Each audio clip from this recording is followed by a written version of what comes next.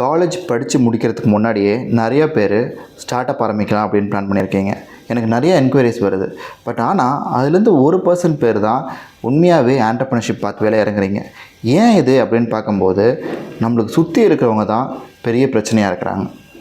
For example, நீங்கள் business பண்ணணும்னு முடிவு பண்ணிட்டீங்கன்னாவே உங்கள் வீட்டில் இருக்கவங்களோ உங்கள் ஃப்ரெண்ட்ஸோ உங்களை டீமோட்டிவேட் பண்ண ஆரம்பிச்சிடுறாங்க.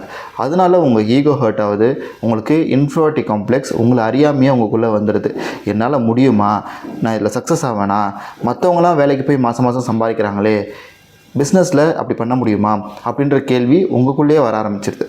ஆனால் நீங்கள் ஆண்டர்ப்ரனர்ஷிப்பில் தான் இறங்கணும்னு முடிவு பண்ணிட்டீங்கன்னாக்கா இந்த ஆட்டிடியூட் இருக்கக்கூடாது.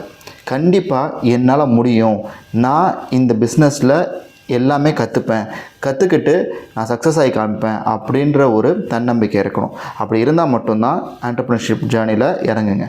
இல்லைனாக்கா நீங்களும் ரெகுலர் ஜாப் போக ஆரம்பிச்சிடுங்க. ஸோ அப்படி ஏதாச்சும் டவுட் இருந்துச்சுனாக்கா, எப்படி பிஸ்னஸ் பண்ணணும், எப்படி ஒரு பிஸ்னஸ் மாடலை உருவாக்கணும் அப்படின்னாக்கா தாராளமாக என்னை காண்டாக்ட் பண்ணுங்கள். All the best.